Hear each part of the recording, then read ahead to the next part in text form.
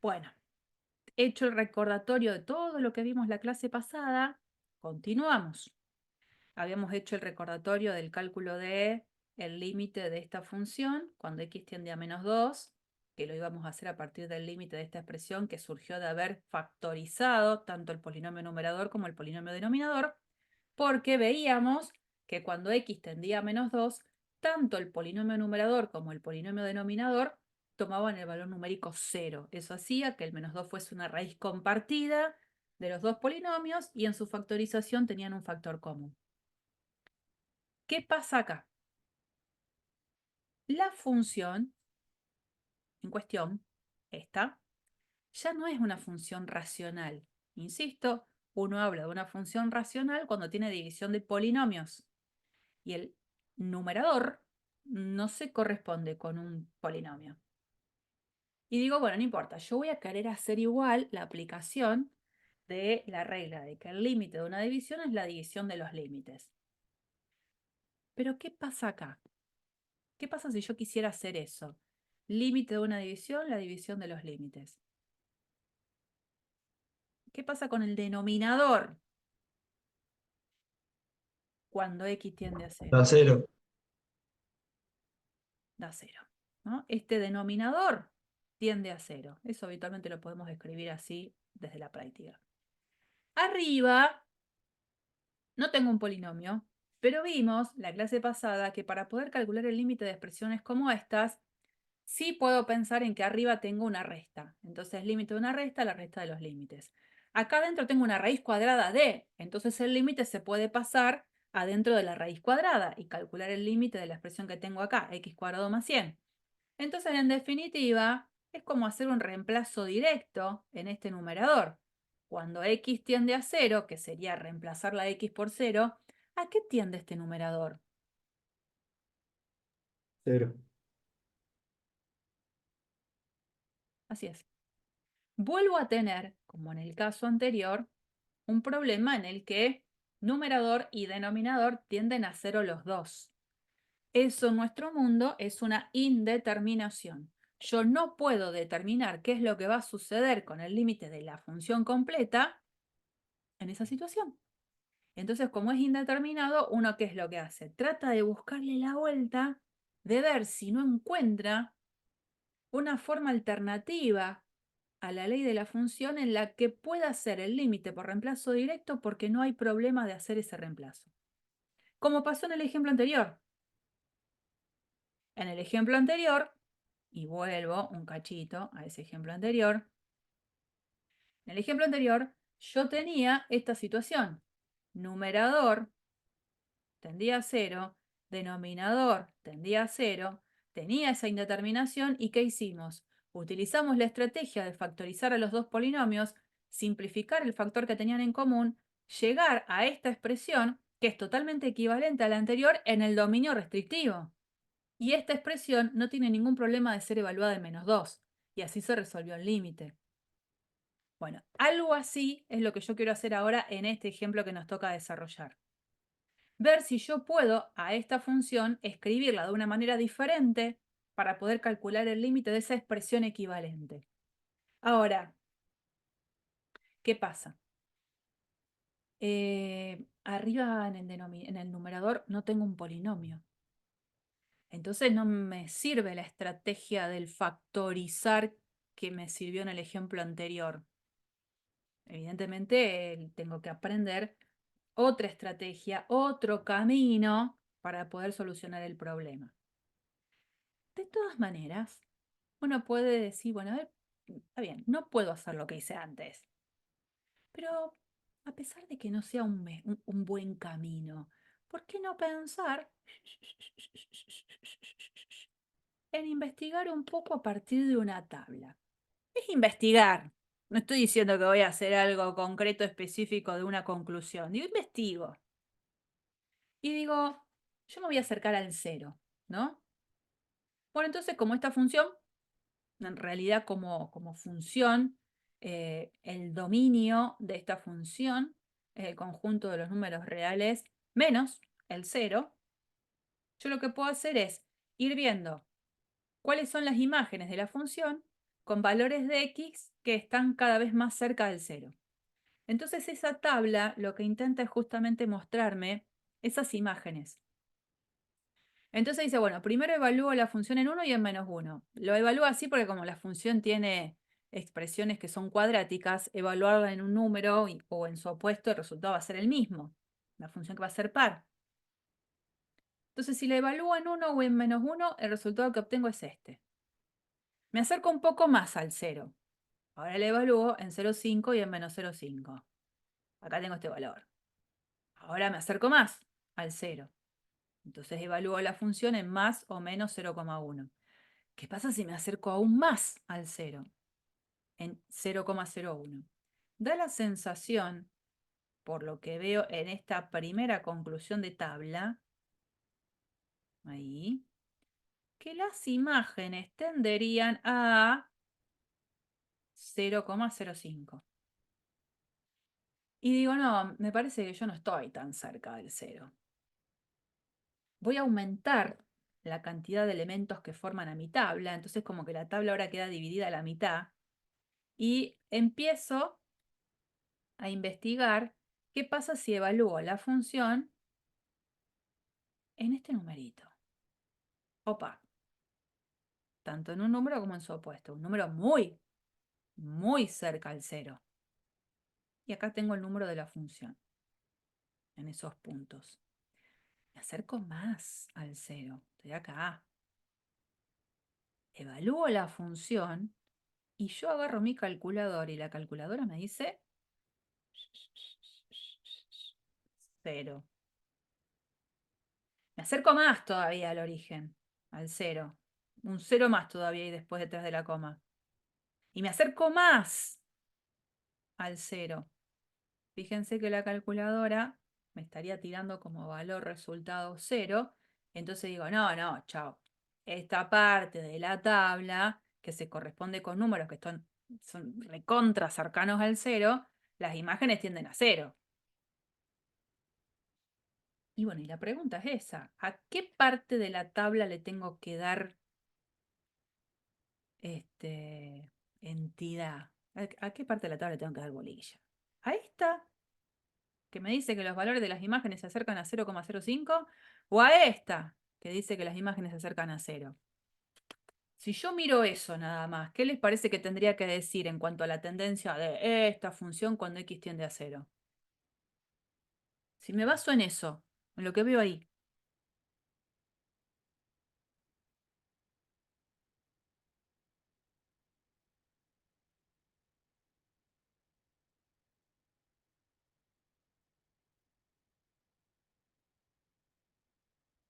¿alguien entendió lo que yo estoy preguntando?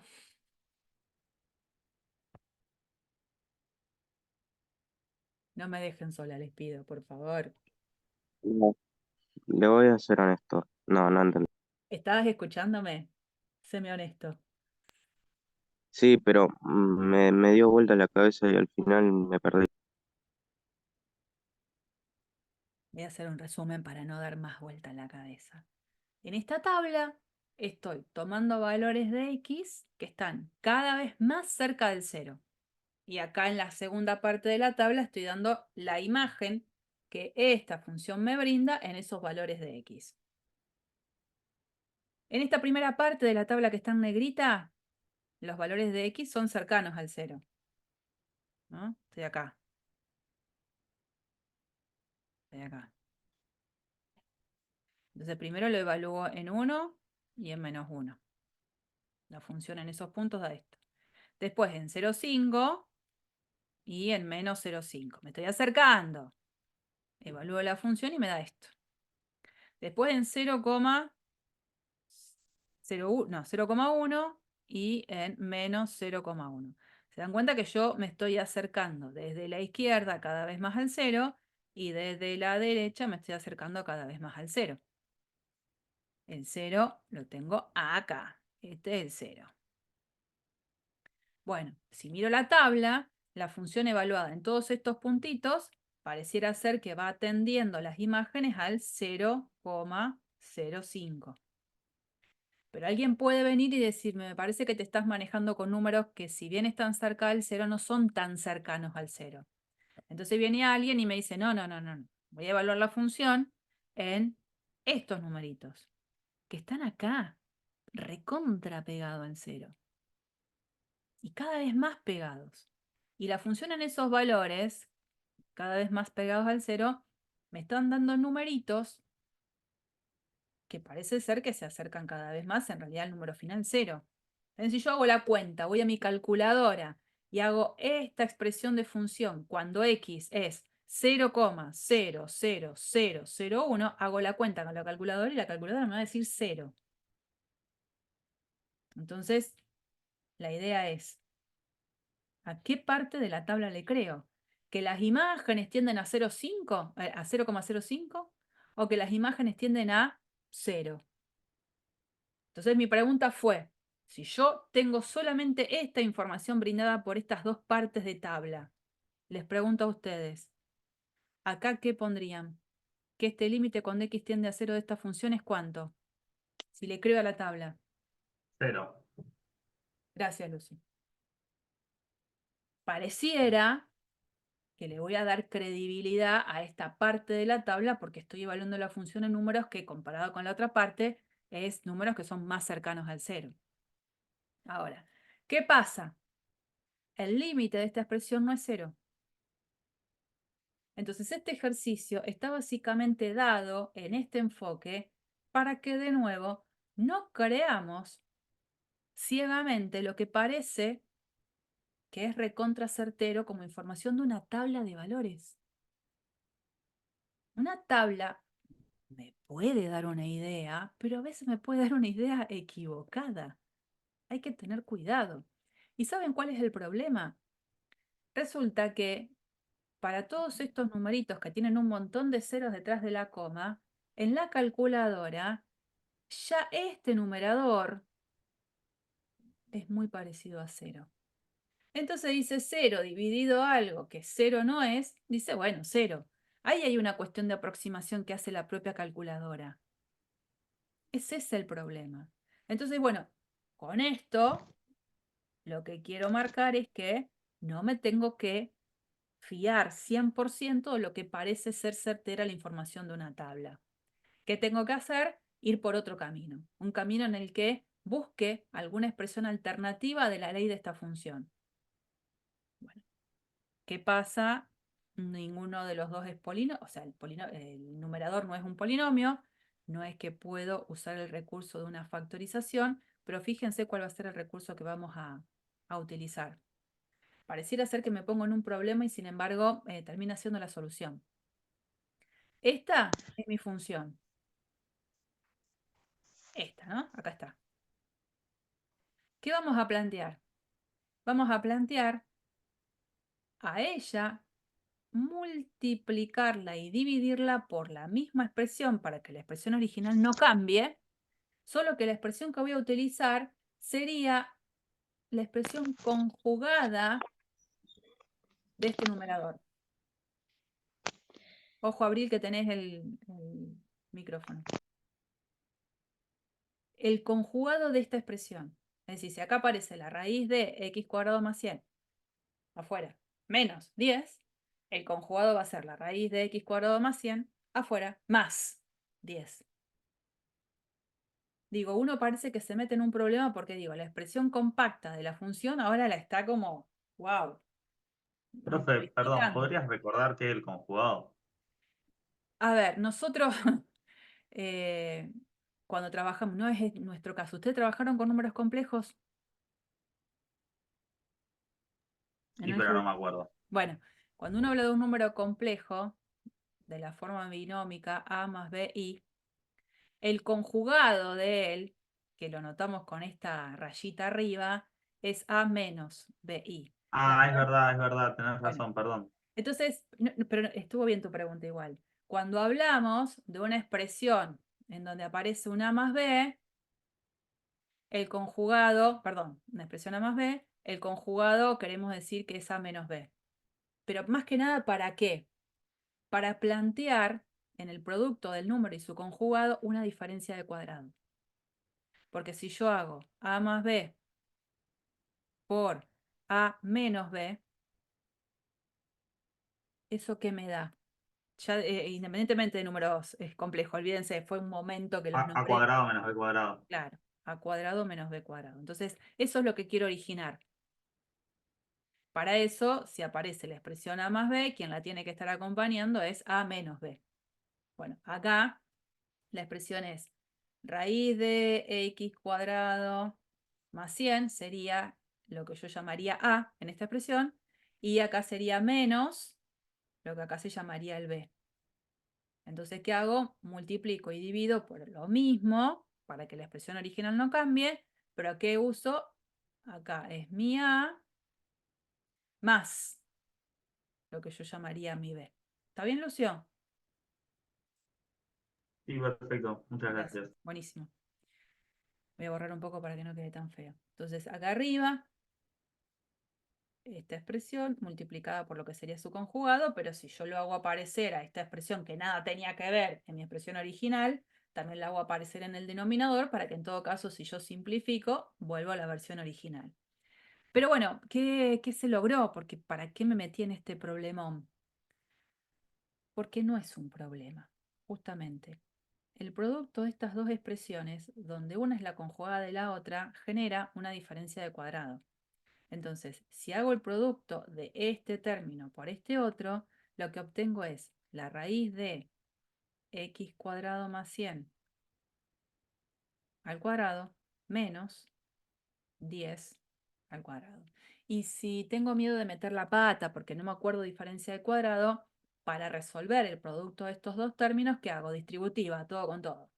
Y va a haber algo que se va a cancelar entre sí. Este cuadrado, perdón, esta raíz con este cuadrado se simplifica y queda x cuadrado más 100. Y después dice menos 10 cuadrado. ¿Y 10 cuadrado quién es? 100. Abajo, estratégicamente, a este x al cuadrado no lo distribuyo con este término. Lo dejo así, como está, en ese producto. Porque me voy a dar cuenta que en lo que me ha quedado acá, el 100 con el menos 100 se puede cancelar y la expresión ahora se transforma en esto. Y entonces puedo cancelar este x cuadrado con este x al cuadrado. ¿A qué se llega? A que la expresión original de mi función, con el dominio que sabemos que es r menos el 0, se transforma de manera equivalente en esta expresión. O sea, que estoy diciendo que mi función, que es raíz de x cuadrado más 100 menos 10 sobre x cuadrado, es igual a 1 sobre, la versión final, ¿no? La raíz de x cuadrado más 100 más 10. En el dominio, insisto, de la función original. Entonces, cuando yo quiera calcular el límite de esta función, que es la original, cuando x tiende a 0, voy a terminar calculando el límite cuando x tiende a 0 de esta versión, que es su equivalente. Que es lo que se plantea acá. Límite cuando x tiende a 0 de la función original es el límite cuando x tiende a 0 de su versión equivalente.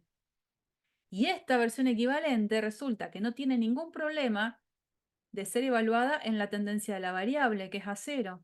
Entonces hago reemplazo directo. Esto ya es resultado. La palabra límite ya no la pongo más porque estoy calculando el límite, reemplazando el valor de la variable por la tendencia de la variable. Entonces, resultado ya final del límite es 1 sobre la raíz de, y donde aparece x pongo 0, y después sigo con las cuentas. Raíz de 0 más 100 es raíz de 100, que es 10. 10 más 10 es 20. 1 sobre 20, este numerito. Que fue el número que capaz hubiésemos descartado en esa visualización de la tabla. Ese es el valor real del límite, no es 0. Es ese. Bueno, pero en este ejemplo lo que se plantea es otra estrategia para resolver límites cuando aparecen este tipo de indeterminaciones. ¿Está? Profe, Dime. pero esta, como digo, estrategia, ¿no? Con la diferencia de cuadrados, Perfecto. ¿Qué? siempre, solamente te va a convenir, por ejemplo, acá que porque tuviste que cancelar los dos cienes, que justo te quedó, o sea, por ejemplo, si era 50, No, bueno, no, pero bueno, se restaba. el problema está en que en la tendencia de la variable se te anula numerador y denominador. Capaz que no tenía ningún problema después de evaluarla. No, pero el 100 menos 100, que, que lo cancelaste porque justo quedó el 10 al cuadrado, justo quedó igual al 100 que estaba dentro de la raíz. Es que si no hubiese sido un 100, el de adentro de la raíz, no hubiese tenido una indeterminación. Ah, está bien, Eso es lo que pasa. Imagínate que hubiese sido un 50 acá, como vos me dijiste. En el lugar del 100 hubiese habido un 50.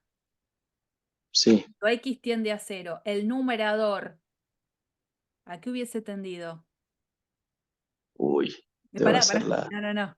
Te lo pongo acá. Imagínate que la función hubiese sido esta. Raíz de x cuadrado más 50 menos 10 sobre x cuadrado. Y hubiese tenido que calcular el límite cuando x tiende a 0 de eso. Abajo se te anula. Chan, olvídate, no puedo aplicar ninguna regla de nada. Olvídate. Pero arriba, ¿a qué tiende? Cuando A x un tiende a número. 0. A un número que no es 0. Es raíz de 50 menos 10. No es Claro. un Y de 0. cero, ¿no? En ese caso, lo que pasa es que voy a tener una indeterminación del estilo más o menos infinito. Perdón, un resultado que tiene que O ver con sea, que más te o tiende menos. más o menos a -3 sería y no te da 0, entonces está mal. No es que está mal, no te sirve esta estrategia. Esta estrategia vale la pena cuando Ah, aparece esto de un 0 sobre 0. Cuando x Está tiende. bien, entonces, O sea, si no bien, tenés por lo indeterminaciones general, al pedo, no reemplazar. Por eso primero se reemplaza, para ver si hay una indeterminación. Sí o sí voy a tratar de ver las tendencias del numerador y del denominador, que las hago haciendo reemplazo. Eso sí, reemplazo directo. Bueno, en este caso, suponiendo que hubiese sido este problema, esto tiende a un número, numerador. Este numerador tiende a raíz de 50 menos 10, que es un negativo. Sí, número negativo, no sé, no me importa. Y abajo tiende a 0. Bueno, el resultado de esto es menos infinito.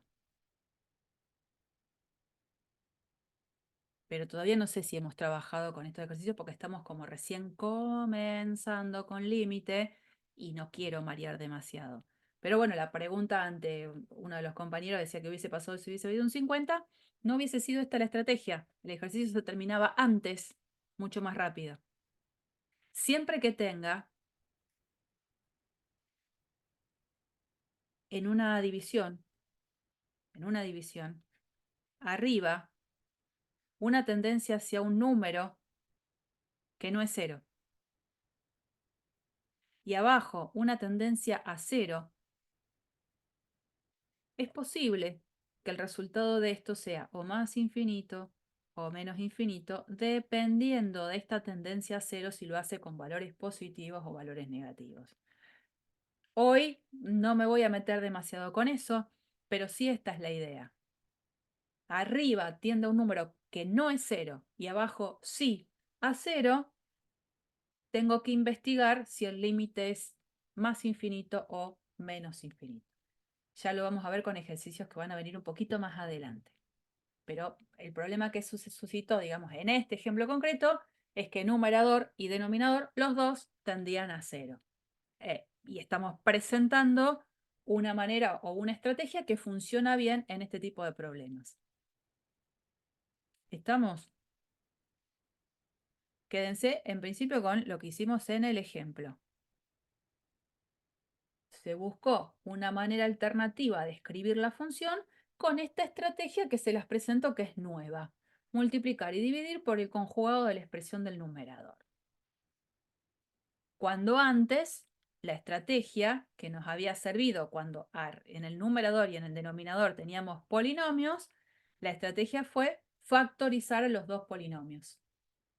Entonces ya tenemos una estrategia, factorizar los dos polinomios y simplificar aquel factor que es común. La estrategia que estamos viendo acá, que es la de multiplicar y dividir por el conjugado, en este caso del numerador. Pero todo el tiempo, ¿por qué? Porque hubo un problema inicial que hizo que no pueda resolver el límite por reemplazo directo. ¿Qué pasa si, por ejemplo, en situaciones, ¿no? Yo tengo que calcular este límite y la función es una función definida de a tramos, donde a derecha del 0 y a izquierda del 0, las leyes que participan son diferentes. Entonces yo, típico dibujito que hago, digo, yo tengo el 0. Para valores de x que sean menores que 0, según lo que dice acá, la ley que rige es 1 sobre 1 menos x, que sería esta parte. Y después, la información que tengo ahí abajo es que si x es mayor o igual que 0, es decir, estoy desde 0 en adelante, la ley que rige es 2x cubo menos x más 1. Y cuando yo quiero calcular el límite, que es supuestamente lo que me está pidiendo, límite cuando x tiende a 0 de f, lo que yo tengo que entender es que yo tengo que analizar alrededor del f lo que sucede. Pero cuando el comportamiento de la función es diferente a derecha o a izquierda del 0, para calcular este límite, ¿qué es lo que tengo que hacer? ¿Qué les parece que es lo que tengo que hacer?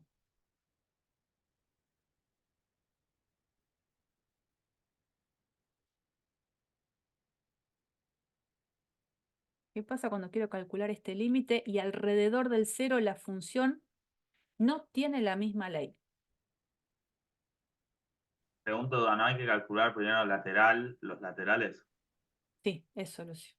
Sí o sí estoy obligada a calcular límites laterales primero, porque no tengo la misma ley alrededor del 1. Entonces, vamos a calcular el límite cuando x tiende a 0 por la derecha de mi función. ¿Qué quiere decir? Me acerco al 0 por acá. Acercarme al 0 por ahí es acercarme por el sector azul. Entonces, sobre ese sector que es azul, la función tiene como ley esta expresión. Entonces, en el lugar de f de x, lo que voy a poner es la ley que tengo acá. 2x cubo menos x más 1. Es una función polinómica. Para calcular el límite, ya sea límite puntual o límite lateral, se resuelve ese límite por reemplazo directo. Entonces, este límite va a ser, como resultado final, 2 por 0 al cubo menos 0 más 1. Fíjense que cuando lo estoy reemplazando, ya la palabra límite no la pongo más. ¿Y esta cuenta qué me da? Bueno, 0 menos 0 más 1, 1. Acercarme por la derecha a 1 de esta función, el límite es 1. Me voy a fijar qué pasa cuando me acerco al 0 desde la izquierda. Entonces vamos a plantear eso. Vamos con este naranja. Voy a acercar por acá. Entonces voy a plantear el límite cuando x tiende a 0 por izquierda de f. Pero acercarme por izquierda es transitar todo este sector en rojo. Entonces me va a quedar el límite cuando x tiende a 0 desde la izquierda de la ley que participa ahí, que es 1 menos x. Esta función es una función sí racional. Es una división de polinomios. El de arriba es constante, el de abajo es 1 menos x. Es lineal. El de abajo, ¿no? Entonces, todo esto es una función racional. El límite se puede resolver por reemplazo directo en la medida en la que no me aparezca ningún problema. ¿Puedo hacer reemplazo directo acá para resolver este Sí, límite? ¿o? Sí. O sea, esto es 1 sobre 1 menos 0, 1. El resultado de esto es 1. Entonces el límite por derecha de la función cuando x se acerca a 0 por derecha es 1. Cuando se acerca a 0 por izquierda, la función tiende a 1. ¿Qué digo acerca de esto, que fue el problema inicial?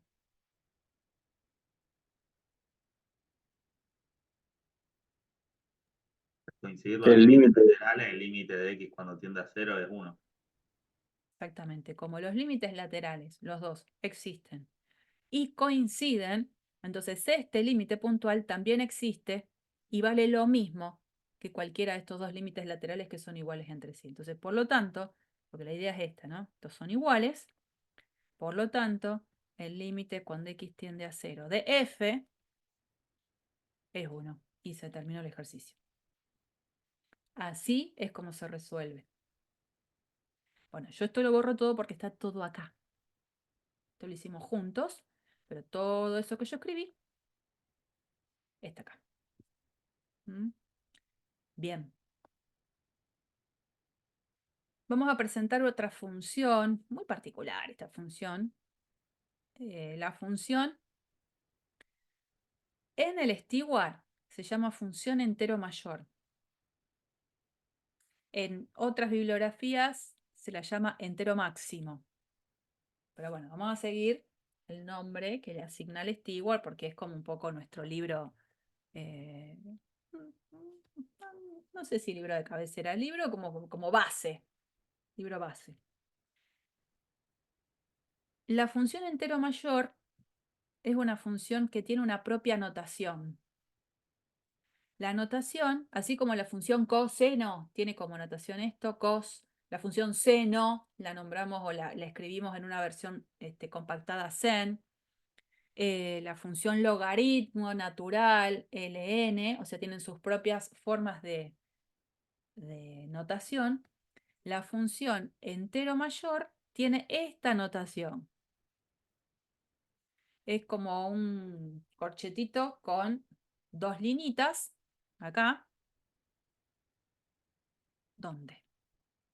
¿Qué se entiende por la función entero mayor?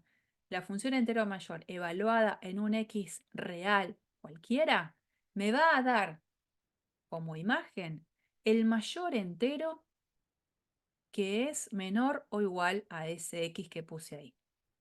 Entonces, la función entero mayor evaluada en x da como resultado el mayor entero que es menor o igual a x. Vamos a ver algunos ejemplos. Yo voy a posicionarme en el eje real, 0, 1, 2, 3, acá estará el -1, acá estará el -2, por acá andará el -3. Supongamos, como dice ahí, que quiero calcular la función entero mayor evaluada en 1,2. Entonces, ¿qué hago? En el eje real yo lo posiciono. 1,2 anda por acá. La función dice que le va a asignar como valor de imagen el mayor entero que sea menor o igual a ese x. Entonces yo si me posiciono en el 1,2, tengo que quedarme con candidatos todos los enteros que sean menores o iguales que el 1,2. ¿Quiénes son todos los enteros menores o iguales que 1,2? Y el 1, el 0, el -1, el -2, el -3 y sigo marcando todo. ¿Pero con cuál me tengo que quedar? Con el más grande. Entonces, el más grande de todos estos enteros es el número 1. Por eso, entero mayor evaluado en 1,2 es el 1. ¿Qué pasa si yo lo que quiero es calcular el entero mayor del número 1? Me posiciono justo acá. Tengo que fijarme todos los enteros que son menores o iguales que él. Entonces, está él como candidato, el 0, el -1, el -2, el -3. De todos ellos, me tengo que quedar con el más grande. ¿Quién es? El propio 1. Por eso el entero máximo de 1 es el 1. Otro de los ejemplos que se está trabajando ahí. Entero mayor de 0,3. 0,3, ¿dónde está? Acá. 0,3. Me tengo que quedar con todos los enteros que sean menores o iguales que él. Y todos los que están a su izquierda. Pero de todos esos que puedo seguir seleccionando, me tengo que quedar con el más grande posible. ¿Y quién es? El 0. Profe, Sí. una pregunta. Esto básicamente sería de que si pasa el número 5, si ponerle 2,6, entonces va al 3. Y así con los otros. No, no. Si es 2,6, te vas al 2. Ah, esto es Por- menos 2,6. Ah, perdón, Claro. perdón. Eso sí es otra historia. Vamos con ese número. Eh, no, sí, te quería preguntar, pero ¿qué pasa ponerle si vos tenés 2,5 que está en el medio del 5? ¿Para qué lado vas? ¿Para el menor o el mayor? ¿Qué dice ahí? Porque vos, No, no, no, no. Vos te quedás con todos los números enteros que sean menores e iguales que él, y el que vas a seleccionar es el mayor. Entonces, suponete que vos estás acá, 2,5, y tengo que buscar el entero mayor de 2,5. Eso es 2. Porque me paro acá. ok, En la recta numérica me quedo con todos los enteros que sean menores o iguales que él. ¿Qué tengo que seleccionar? El más grande, es el que quedó acá. Siempre que queda ahí, a la derecha. ok. Profe, si vos tenés 2,99 también es 2 Sí. ¿Dónde sería 3? a Es partir del común. 3 A partir del 3. ¿Pero hasta dónde? Hasta el hasta 3,9. 3,99. Hasta casi el 4, ¿no? Claro. Que creo que es lo que me querés decir con el 3,99, porque puede ser Sí, 3,9999. sí, sí, sí, sí, sí. Y eso es un poco lo que se evidencia acá. Si queremos, podemos ver el tema de el menos 2,6, ¿no? Que quedó ahí como en la nebulosa. Si yo tengo que posicionar el menos 2,6, ¿dónde voy a venir? Acá, ¿no? Entonces, bueno, de todos los enteros que son menores o iguales que el menos 2,6, el más grande es el propio menos 3. Por eso aparece esto.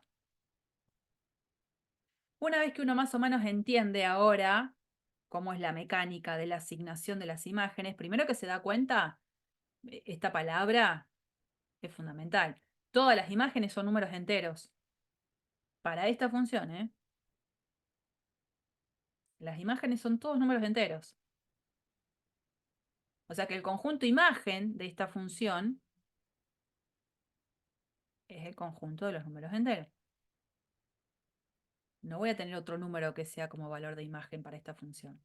Y cuando uno quiere ver cómo se comporta la gráfica, se comporta también de una manera muy particular.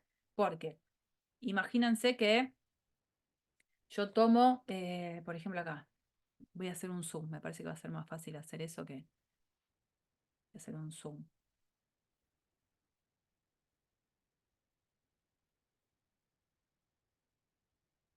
Esta es la gráfica. ¿Qué es lo que sucede? Y si tomo números que son el propio cero, la parte entera o el entero mayor de cero es el propio cero. Siempre es el entero mayor de un número que ya es entero de por sí, es el mismo. Si tomo un número que va entre 0 y 1, para todos estos, para todos los que andan por acá, el entero mayor va a ser siempre 0.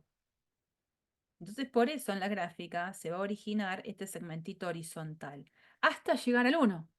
Porque cuando llego a 1, ahí el entero mayor de 1 es el propio 1. Y ahí hace un saltito. Y otra vez. Para números que sean de la forma 1, algo, que son todos los que están en el tramo de valoración que va entre 1 y 2, sin incluir al 2, para todos ellos, el entero menor o igual a ellos, pero más grande, es 1. Entonces, para todos los numeritos reales que están entre 1 y 2, el entero mayor es siempre 1. Obviamente, excepto en 2, porque en 2, el entero mayor evaluado en 2 da el propio 2. Entonces, acá circulito abierto y acá puntito relleno. Y otra vez, para todos los números que están por acá, que son de la forma 2, algo, el entero mayor es siempre 2. Excepto que en 3, ahí pega un salto porque el entero mayor en 3 es el propio 3. Y así me voy dando cuenta, tanto para valores positivos como para valores negativos, que la gráfica de esta función es lo que se llama escalonada. Voy haciendo escaloncitos, donde todos estos escalones tienen una longitud 1. El escalón, el tamaño del escalón es 1. ¿Estamos? Sí. Es rara, pero bueno. Esa función la vamos a analizar en algunos lugares estratégicos, porque estamos trabajando con el tema de límite. Entonces, la pregunta que nos vamos a hacer es esto. ¿Qué pasa cuando yo quiero analizar el límite de esta función cuando x tiende a un número entero? Cuando x tiende a 1, cuando x tiende a 2, cuando x tiende a -5, cuando x tiende a -3, cuando x tiende a 85.000. ¿Qué pasa? Vamos a pararnos en 2, por ejemplo. Ahí. ¿Qué pasa si yo De me la acerco? parte de la derecha tiende a 2 y de la parte de la izquierda tiende a 1. Bien. ¿Qué pasa si me pongo en el 4? Cuando me acerco a 4 por la derecha, Tiende a 4 y cuando me acerco por la izquierda tiende a 3. bien. Y no porque yo haya hecho el análisis solamente en 2 o en 4, creo que podemos estar en condiciones de completar esto. ¿Qué pasa si yo me acerco a un número entero desde la derecha de ese número entero? ¿Cuál va a ser el valor del El límite de esta función? mismo número, Perdón, el mismo número entero. o sea que acá, ¿qué voy a poner?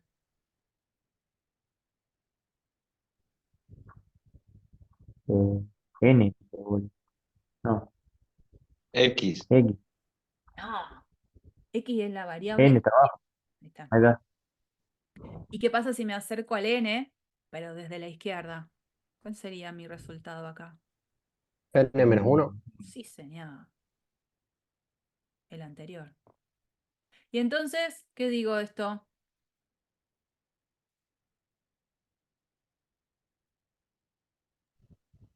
N, no, Ponele. No existe. Él, en No un momento existe porque alguien... pega un salto. Ahí va. Yo porque veo el salto en el dibujo, pero ponele que yo no estoy mirando el dibujo. Digo, límite lateral por derecha, cuando x tiende a n, el resultado es n. Pero cuando tiende a n por la izquierda, el resultado es n-1. ¿Está bien que yo diga esto? ¿Que el límite cuando x tiende a n de la función en juego es n? No, porque son distintos. No, exactamente. Para un n concreto, n y n-1 son números distintos. Entonces, ¿qué voy a decir acerca del límite cuando x tiende a n de la función entero mayor?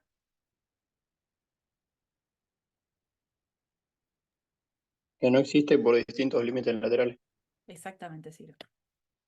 No existe ese límite. ¿Y por qué? Porque justamente la cuenta anterior me dice que los límites laterales son diferentes. ¿Estamos de acuerdo? Sí es cierto que ahora Hay que poner que tiene un salto finito. sí, está bueno eso. Sobre todo después cuando hagas los ejercicios en la práctica está bueno que te vayas acostumbrando a decir cuál es el problema. Tengo un salto finito. Límite lateral existe, por derecha, límite lateral izquierdo existe, los dos, pero son resultados diferentes. Y eso básicamente es decir que tiene un salto finito. Así es, perfecto. Está muy bien eso.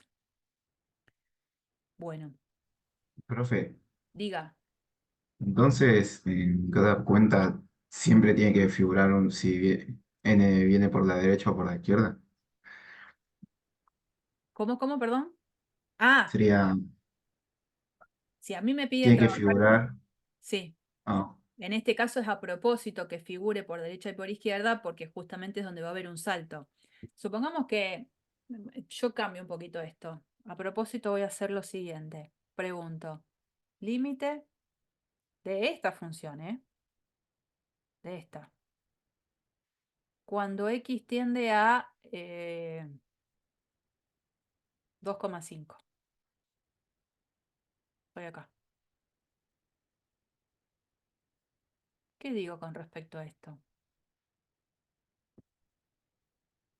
Porque acá, si el x era un número entero, recién concluimos, porque estábamos ahí, que no existía. Ahora el x que pongo acá es tendiendo a un número que no es entero, el 2,5. ¿Qué voy a sería decir? 2. Acá sí no tengo problema en decir que esto es 2. Porque en 2,5, alrededor de ese numerito, la función toma siempre el valor 2.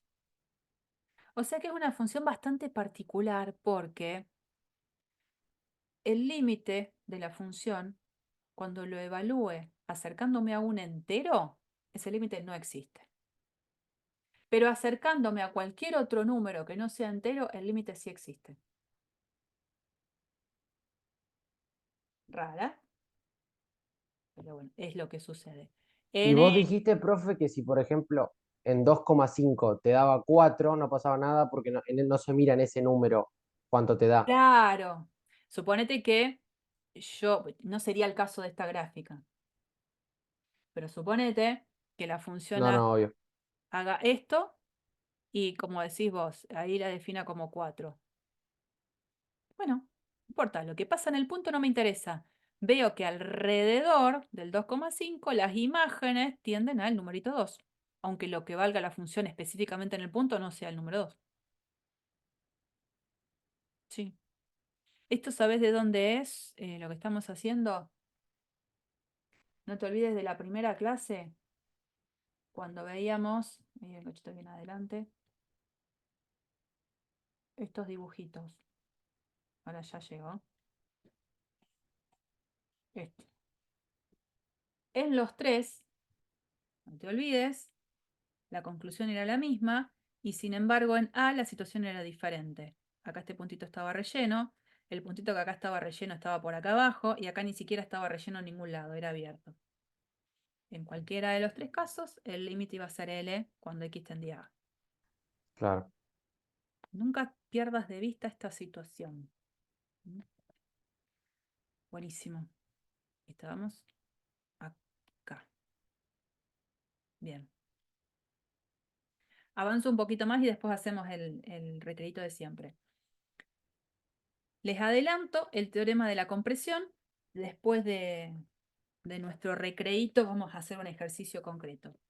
¿Qué dice este teorema? Dice algo que en realidad no parece descabellado en absoluto, que es que, primero, este es como un teorema inicial.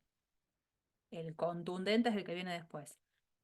Este teorema, que no es que lo vamos a demostrar ni nada, nos dice que si una función siempre se encuentra con esta cuestión de desigualdad, f de x es siempre menor o igual a g de x, cuando x tiende a, y siempre con esta observación, excepto posiblemente en a, y los límites de las dos funciones existen cuando x tiende a, evidentemente el límite de la función que queda por debajo tiene que ser un número que es menor o igual al límite de la función que acota por arriba.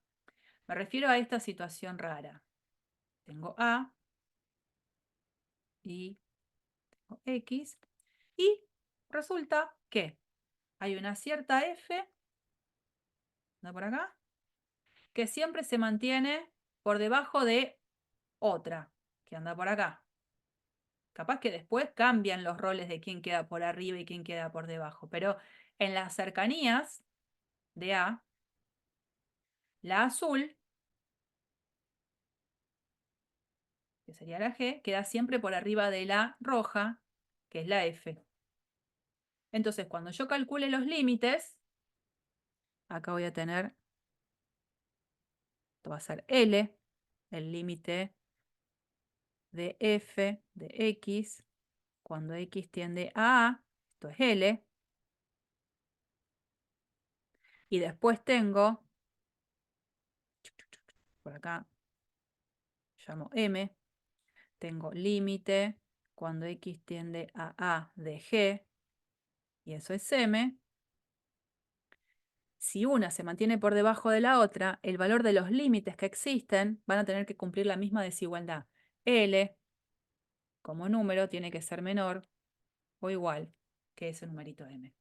L más chiquito que M. Eso es lo que dice. Y en el punto, en X igual a A, puede pasar cualquier cosa. Puede ser que esta función acá tenga un circulito abierto y no esté definida en ningún lado. Y que la función G, por ejemplo, tenga una situación parecida a esta. Abierto acá pero la G en A, toma un numerito que anda por acá. Esto que acabo de concluir acá abajo se sigue manteniendo, porque no me importa lo que pasa con la función en el punto, me importa con las tendencias de las imágenes de la función en las cercanías del punto. ¿Estamos de acuerdo? Eso es lo que dice. Ahora, apoyándome en este teorema aparece el teorema de intercalación o el teorema del sándwich, más conocido como el teorema del sándwich, y ahora van a saber por qué.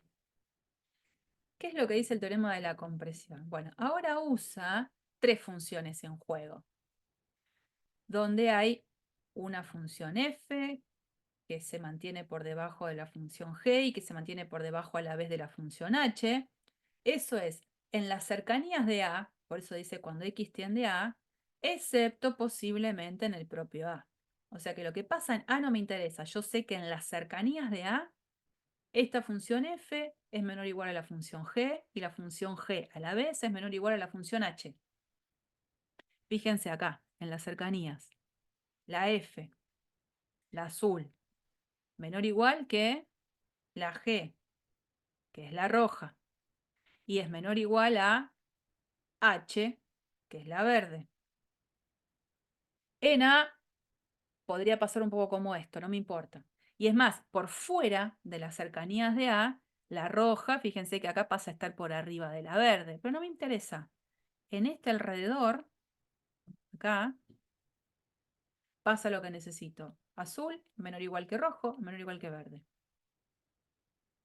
Sigue el teorema del sándwich. Estando en esa situación, si estando en esa situación se sabe que la función f, que es la que acota por debajo, tiene el límite L cuando x tiende a y coincide con el límite de la función h, que es la que acota por arriba, y también vale L, entonces la función que estaba en el medio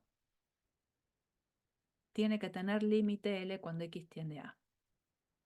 Como que la apretujaron, la dejaron encerrada en sanguchito a la propia G. G sería el fiambre, la F, y la H serían los pedacitos de pane que la aplastaron.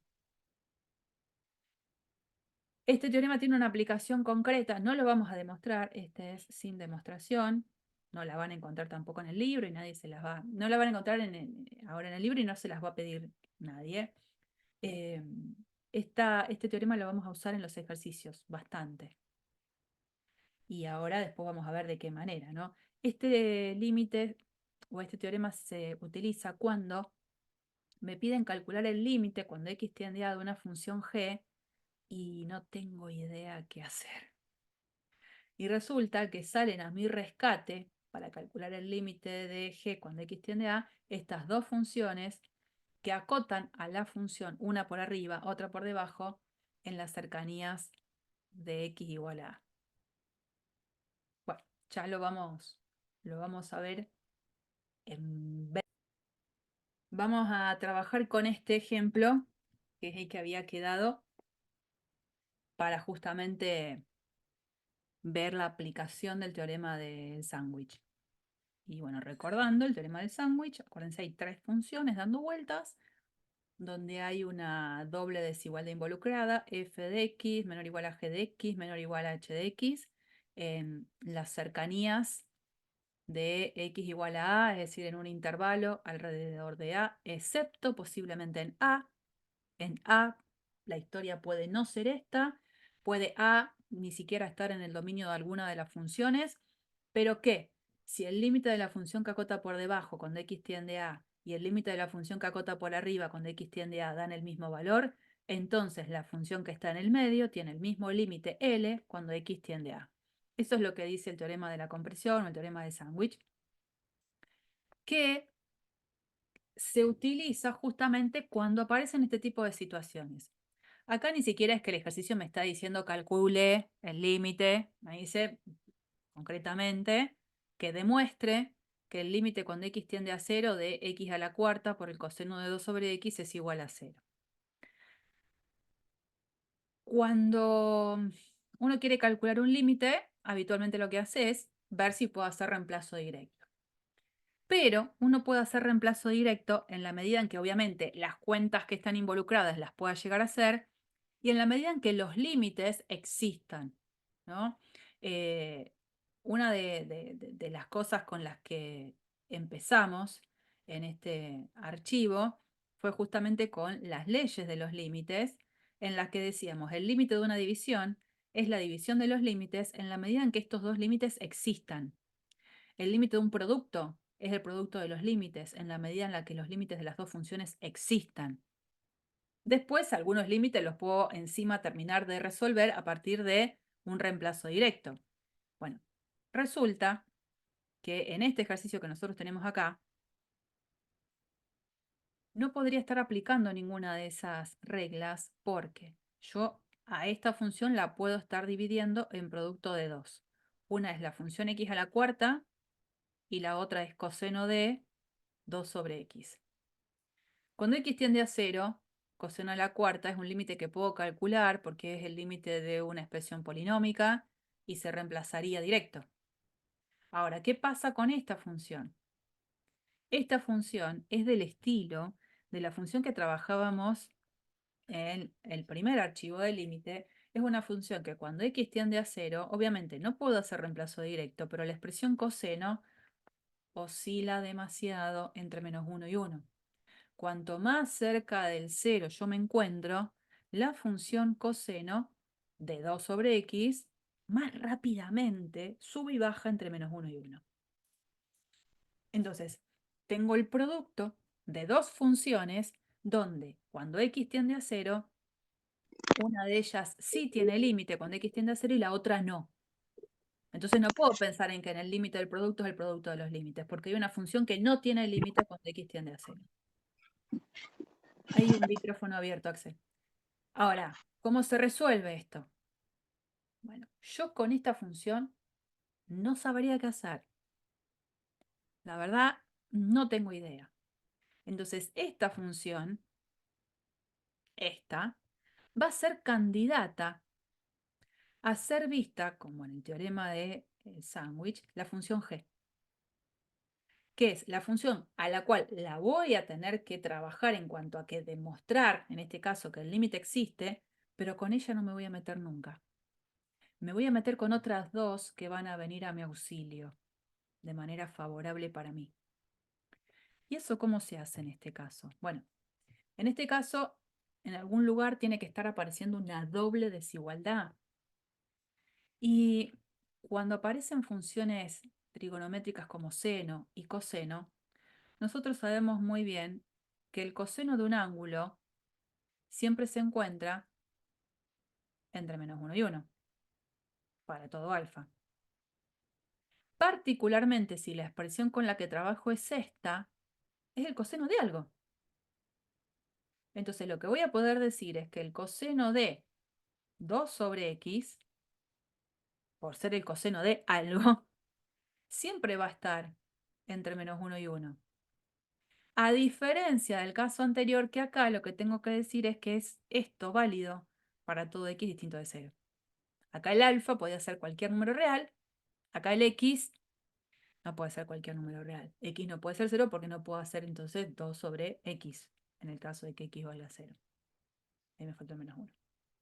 Entonces parto de esto.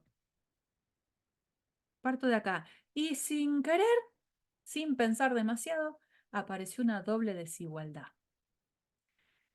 Les decía, toda esta expresión va a ser la candidata a ser vista como la g, que es la que está en el medio.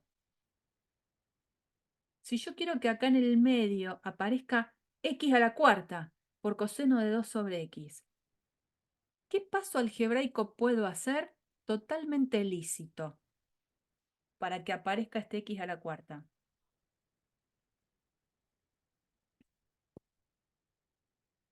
Pensemos.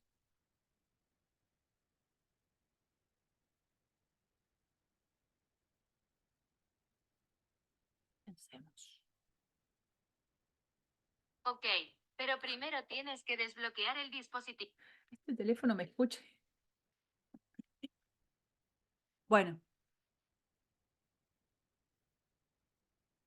Agregarlo al medio. Pero algo que yo agrego tengo que tener como cuidado, porque no es que agrego porque sí, ¿no? Me encantaría que aparezca el x a la cuarta acá. Lo voy a hacer aparecer. Pero digo, ¿qué recurso algebraico usaría para que aparezca el x a la cuarta ahí donde quiero?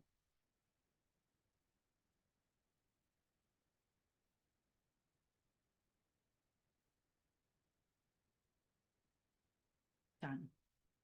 ¿Qué hago? Si yo a esta doble desigualdad, por ejemplo, la multiplicara a cada lado de la desigualdad por 2. Me ocurre un por 2. ¿Puedo multiplicar a cada lado de la desigualdad por 2, que no habría ningún tipo de problema en lo que está escrito?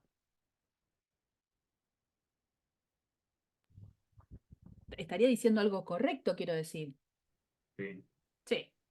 Vos multiplicarías x a la Habría que cuarta a cada añadir, lado de la desigualdad. Acá que me dice Bautista, multiplicar y dividir por x a la cuarta. No es multiplicar y dividir por x a la cuarta, porque es cierto, si yo multiplico por x a la cuarta y divido por x a la cuarta, estaría bien. ¿Qué tiene de malo eso? Nada. Pero este x a la cuarta en el denominador me está como molestando. No sería justo ese recurso, que creo que sí lo usamos hace un rato con el límite, donde había que multiplicar y dividir por lo que llamábamos el conjugado. Acá la idea es, como por ahí planteaban, multiplicar a cada lado de la desigualdad por x a la cuarta. Entonces, si yo multiplico esta expresión por x a la cuarta, multiplico esta expresión por x a la cuarta, y multiplico esta expresión por x a la cuarta, está bien, no sé quién es x, no sé. Pero sé que si yo la elevo a la cuarta, el resultado de eso, teniendo en cuenta que el x no puede ser 0, ¿qué particularidad va a tener x a la cuarta? Va a ser positivo. Y sé que si multiplico a ambos lados de una desigualdad por un número que es positivo, la desigualdad se sigue manteniendo. No cambia de sentido. Entonces ese es el artilugio. Una vez que planteo esa doble desigualdad del coseno de 2 sobre x que se encuentra entre menos 1 y 1, multiplico a cada lado de la desigualdad por x a la cuarta. Entonces llego a que menos 1 por x a la cuarta es menos, afuera, x a la cuarta, menos está afuera, menor o igual a x a la cuarta por el coseno de 2 sobre x, y menor o igual a 1 por x a la cuarta, x a la cuarta, por supuesto, para todo x que no sea 0. Entonces ahora tengo esa doble acotación que teníamos de la función que acotaba por debajo, de la función que acotaba por arriba y de la función en cuestión que tenemos acá. Entonces me doy cuenta que cuando calculo el límite, cuando x tiende a 0, de la función que acota por debajo, ¿este límite cuánto me da?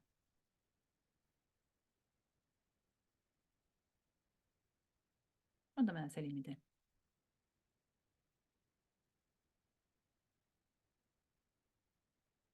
No sé.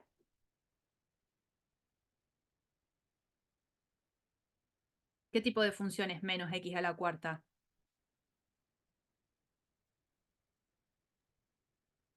Decreciente sería.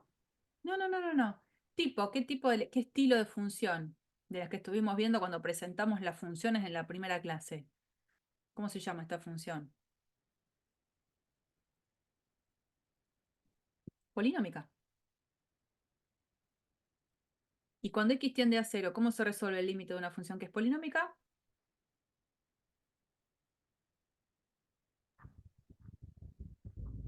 ¿Reemplazado? Reemplazo. Por reemplazo directo. O sea que cuando x tiende a 0, el resultado de este límite, ¿cuál va a ser? 0. 0, porque es menos 0 a la cuarta, 0. O sea que usé el límite cuando x tiende a 0 de la función que acota por debajo. Ahora voy a calcular el límite cuando x tiende a 0 de la función que acota acá por arriba, que es x a la cuarta. Bueno, de nuevo, es un polinomio, el resultado del límite se hace por reemplazo directo de la variable de la tendencia, el resultado es 0. El límite de la función que acota por debajo y el límite de la función que acota por arriba cuando x tiende a 0, las dos dan 0. Por lo tanto, por el teorema del sándwich, la función del medio quedó encerrada en sanguchito y el límite cuando x tiende a 0 de esa función que quedó en el medio también va a tener que ser 0. Y ahí se terminó de demostrar. Es toda una construcción de empezar con alguna doble desigualdad por alguna razón. Y a partir de ahí, ir buscándole la vuelta de que la función, que es con la que no sé qué hacer, la dejo en el medio, encerrada en sanguchito por otras dos, que, gran cosa, las dos, la que acota por debajo y la que acota por arriba, tienen que tener el mismo límite en la tendencia de la variable, porque si no todo lo que hago no me sirve para nada. En este caso pasa eso. Y pude demostrar que este límite valía 0 sin meterme con ella, sin meterme con esta función. Me metí con otras auxiliares que vinieron a mi auxilio. Bueno, todo eso que escribí está, por supuesto, en el propio archivo, en todas las secuencias ahí que siguen. ¿Mm? Bien. Comenzamos la sección 2.5, para que se ubiquen en el libro. Es la sección en la que se trabaja con continuidad. Este es un concepto nuevo, en donde ahora, en continuidad, que tiene que ver, obviamente está ligado con límite, yo decía, al momento de calcular el límite de una función en un punto, me importa ver el comportamiento alrededor del punto, y lo que pasa en el punto no me interesa. Ahora me va a interesar. Ahora me empieza a interesar. Vamos con la definición. Vamos a decir que una función es continua. Guarda, continua. En un número, en el número x igual a, sí pasa lo siguiente. Si el límite cuando x tiende a de f coincide con f en a. La definición que una función sea continua en un punto es así de breve. Es lo que está recuadrado. Ahora, uno puede desmenuzar todo lo que se está diciendo en esa definición y darse cuenta de que hay como una información en el medio súper importante a destacar. Primera cosa, el hecho de que me pida de que todo esto tenga sentido, me está diciendo que f de a tiene que tener sentido. Por lo tanto, f de a tiene que estar definida. Y lo primero que veo es que ahora sí me importa lo que pasa en el punto. Necesito que la función esté definida en a, es decir, que la a tiene que estar en el dominio de la función. Tiene que haber un puntito relleno, nada de puntitos abiertos en la gráfica. Por otro lado, insisto, como esta igualdad tiene que tener sentido, esta igualdad se tiene que dar, el límite cuando x tiende a de f tiene que existir. Y cuando digo tiene que existir es porque me tiene que dar un número. Ahora, ese número que me da el límite cuando x tiende a de f tiene que coincidir con lo que vale la función en el punto. Entonces, que una función sea continua en un número, es decir, que la función en el punto tiene que estar definida, es decir, que el límite tiene que existir cuando x tiende a, y encima tienen que coincidir el límite con lo que la función vale en el punto. Entonces, insisto, ahora sí, en este concepto de continuidad, me empieza a interesar lo que pasa con la función en el punto. Coloquialmente, decir a alguien que sabe poco de matemática que una función es continua en general, es decir, que cuando hago el trazo de la gráfica de la función, no tengo la necesidad de levantar el lápiz de la hoja nunca.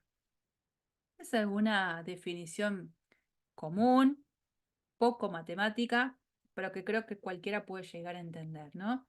Por ejemplo, en esta situación, lo que yo me puedo preguntar es si en los tres casos en los que esto era coherente, decir que el límite cuando x tiende a d f es L, si en los tres casos tengo la gráfica de una función continua. No, solamente en la primera. Bien. Esta función sí es continua en x igual a A. Veo que el límite cuando x tiende a, que es L, justo ese numerito L coincide con la función balena. ¿Qué pasa acá? Acá f no es continua en x igual a A. ¿Y eso por qué? Por el punto, A ver, explícame mejor.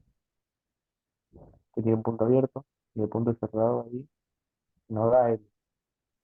Así como me lo estás Porque diciendo, ahí ves. F enano da lo mismo que cuando se aproxima a F. Entendí. Habría que decirlo un poquito mejor. Lo que sucede acá Sería es que que, a ver de nuevo, los límites laterales son iguales, pero en el punto no está definida. en el punto sí está definida.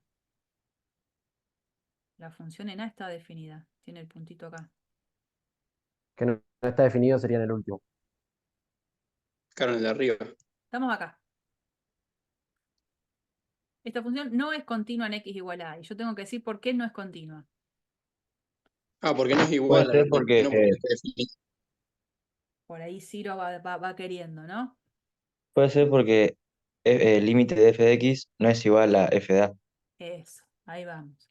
El límite cuando x tiende a f es L, estamos de acuerdo. ¿Qué sucede en este caso? Que L como número de límite no da lo mismo que f en A. El valor del límite no da lo mismo que f en A. Y en este caso, ¿por qué f no es continua en x igual a A? Porque en F enano tiene valor.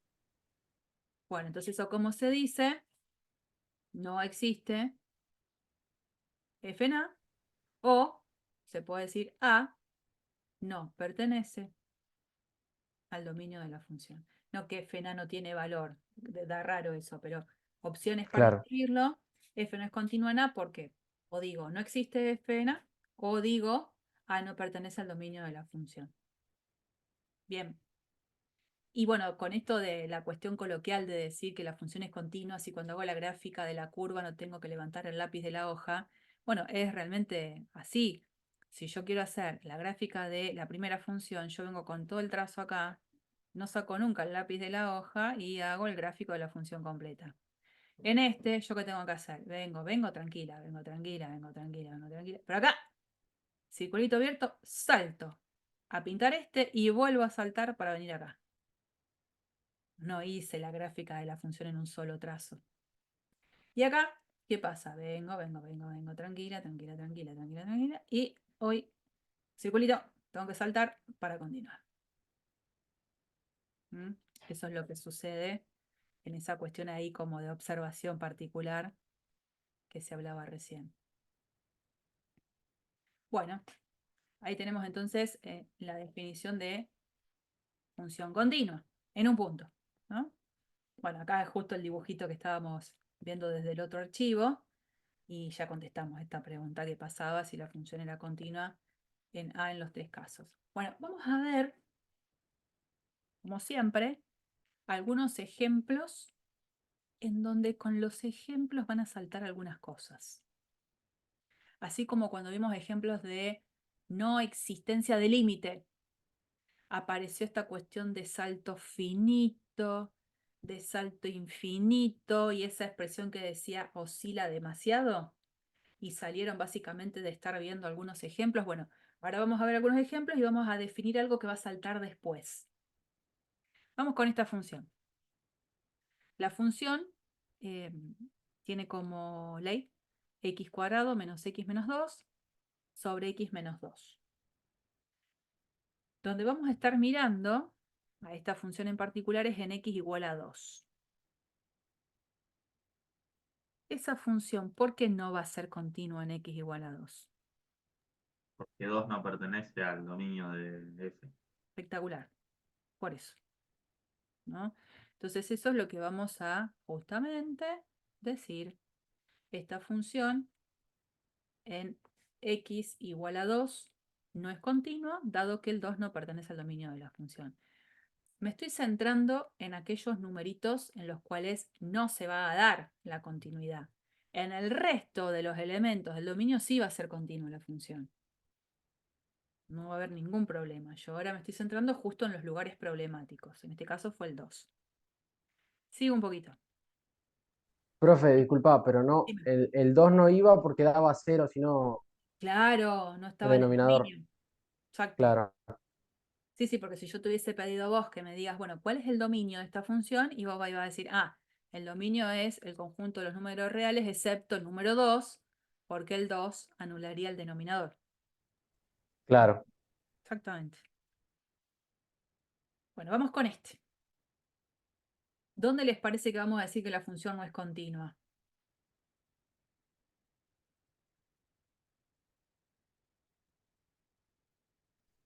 En ¿Dónde? 0. En 0. Sí, voy a mirar ahí. Yo voy a mirar en x igual a 0. 0. ¿Pertenece al dominio de la función?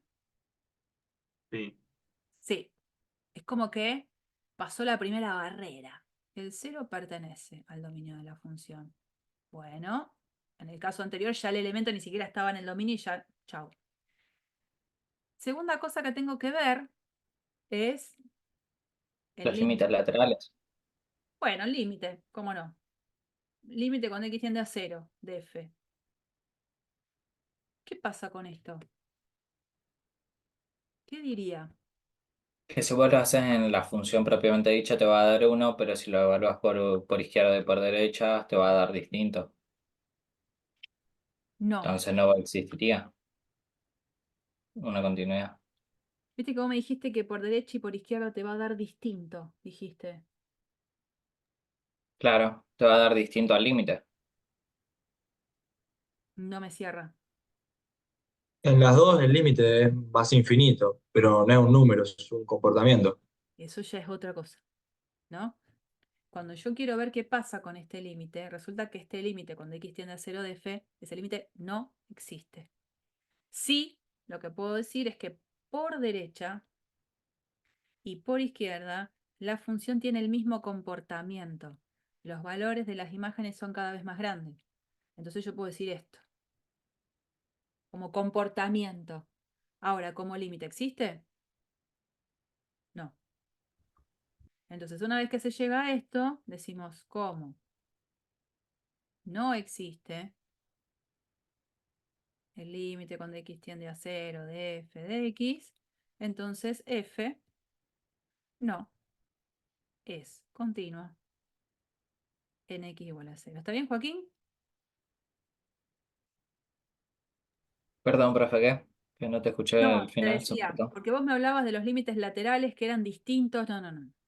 Lo que Sí, pasa acá es que los límites laterales, los dos, tienen el mismo comportamiento. sí, los dos tienden a más infinito. Bien. Y eso lo escribo acá, pero aclaro qué es lo que estoy diciendo. Decir que es igual a infinito no quiere decir que el límite existe. Entonces digo, como no existe el límite cuando x tiende a 0 de f, entonces f no es continuo en el 0. Pero bueno, Ok, los límites laterales como comportamiento tienen el mismo comportamiento. Bueno, todo eso, por supuesto, lo tenemos acá. 0 pertenece al dominio, pero como este límite es infinito, no existe y por lo tanto f no es continuo en 0. Profe, una Diga. pregunta. Una forma fácil de darte cuenta si un punto A pertenece, si la función f de x es continua en A, podría ser, como decían por definición, si vos cuando la dibujás no tenés que levantar el lápiz del dibujo. Sí, lo que pasa es que eso no me sirve como justificación matemática. Obvio, obvio, no, no, pero si ponele, vos Pero, agarrás y la ves así, de una ya sabés que ¿viste? no va a pertenecer. Es una buena observación desde el lugar del momento de hacer la gráfica. Tenés que apartar la virome de la hoja para poner el puntito y apartarte para seguir haciendo la gráfica de la función. Exacto. Pero bueno, para matemáticamente demostrar que no es continua en 0, lo que hay que escribir es esto que está escrito acá. ¿Mm? Bien, vamos a otro caso. Este sería como el caso mejorado del caso anterior, donde obviamente vamos a centrarnos otra vez en 2. En el primer ejercicio, esta parte no estaba solo esta parte y decíamos, bueno, como el 2 no forma parte del dominio de la función es continua en 2, listo, pasamos a otro. En este caso, para esta función, 2 pertenece al dominio de la función. Sí. Sí. Sí, porque acá lo veo. Cuando x vale 2, la función vale 1. Entonces, como primera cosa, el 2 pertenece al dominio de la función. Fantástico.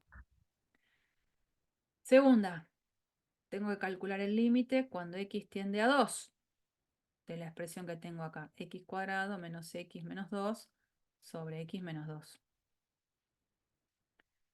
Digo, ahí no puedo hacer reemplazo directo porque se me anula el denominador.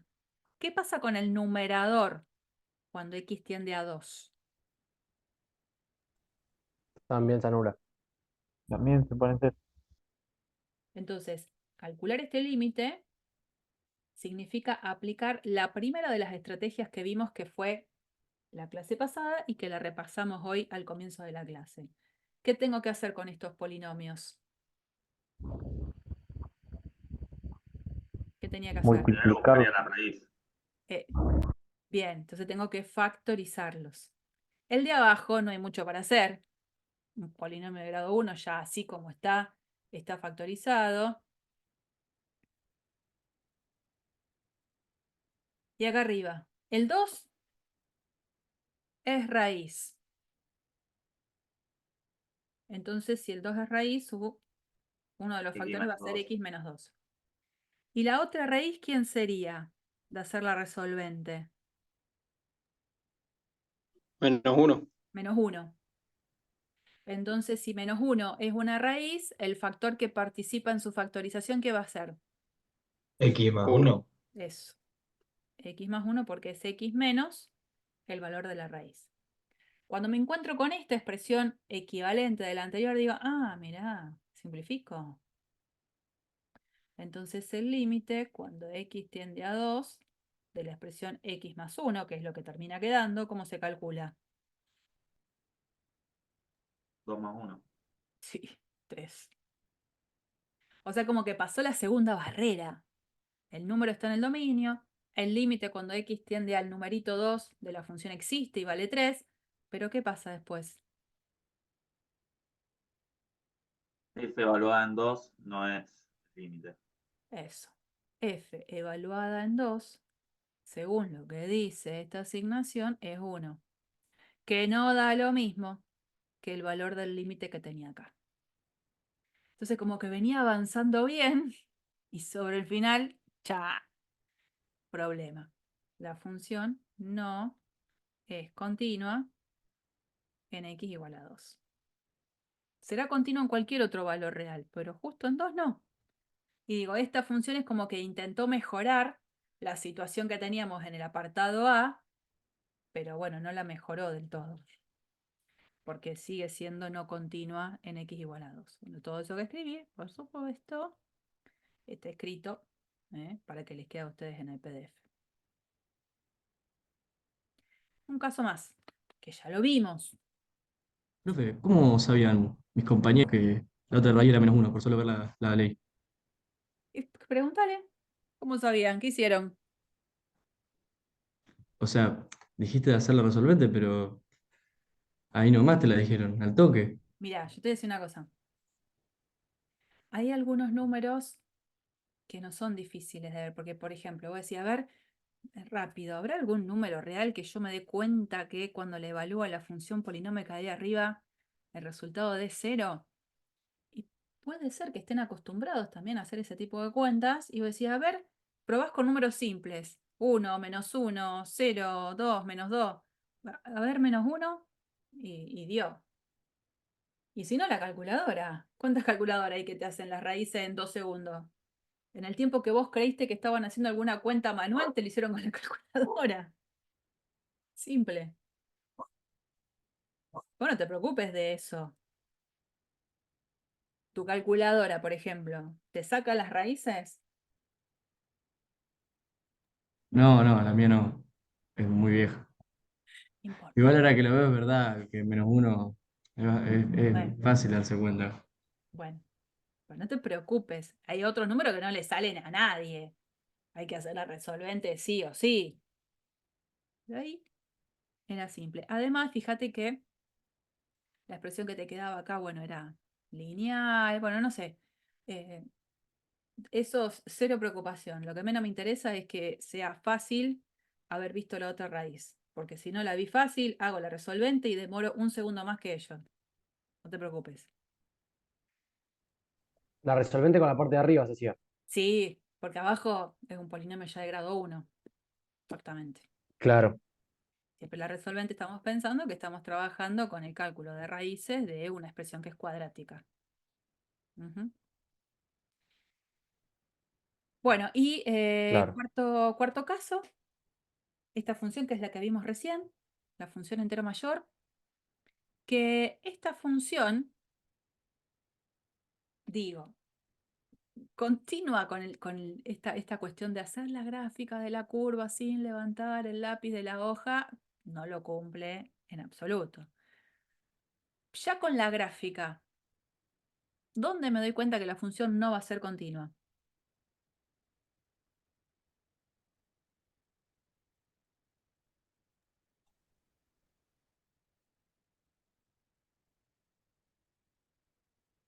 ¿Dónde no va a ser continua la función esta? Naturales. En los naturales seguro, Cualquier Perdón, entero. los enteros. pero en Porque cualquier no vi entero. que iba para abajo. Sí, creo que estaba un poquito más completa la gráfica por acá, ¿no? Cuando la había presentado. Esta está un poquito, tampoco tanto, un poquito, hasta acá. Recién observábamos que cada vez que me paraba en un número entero, la conclusión era que el límite cuando x tendía a ese número entero, cualquiera sea de la función entero mayor, el límite no existía. Bueno, entonces tomando un poco la posta de eso que ya vimos, para no demorarnos más tiempo en algo que ya hicimos, el límite, como no existe en ningún número entero, esta función no es continua en ningún entero. Hasta ahora veníamos viendo ejemplos donde esta no es continua en 2. La anterior, que decíamos, no es continua en 0. Bueno, esta no es continua en ningún entero. En ningún entero. Bueno, esos 4 ejemplos que vimos recién, los vamos a resumir en una diapositiva, donde a la vez me va a permitir hablar de lo siguiente. Miren acá. Es estratégico el color rojo elegido ahí. Tanto en el primer caso, donde teníamos esta gráfica, como en esta, donde la gráfica era muy parecida, nada más que en este primero la función en 2 no estaba definida y les decía que este caso quería como arreglar las cosas definiendo la función en 2, pero bueno, el puntito relleno quedó por ahí abajo. En cualquiera de esos dos casos, la función en 2 no es continua. ¿Estamos de acuerdo? Pero tienen un problema de discontinuidad que se puede salvar, que lo puedo arreglar. ¿Cómo lo arreglo? En el caso del primer ejemplo, en 2 arreglaría el problema de la discontinuidad que tiene definiendo la función en 2 con el valor del límite de la función. Porque el límite existe. Y en el tercer caso, que es el que está marcado acá, ¿cómo arreglaría el problema de la discontinuidad en x igual a 2? ¿Qué hago? Borro este puntito y ese puntito en vez de ponerlo ahí lo pongo acá. En cualquiera de estos dos casos, tengo lo que se llama una discontinuidad evitable. Básicamente, ¿por qué es evitable? Porque a pesar de que no es continua la función en 2, En los dos casos sí existe el límite cuando x tiende a 2 de la función. Entonces, en el primero, la función ni siquiera estaba definida en 2. Entonces, ¿yo qué hago para arreglar el problema? Defino a la función en 2 con el número L. Y en la función sí estaba definida en 2, pero no me daba el valor del límite. Entonces, acá ¿yo qué hago?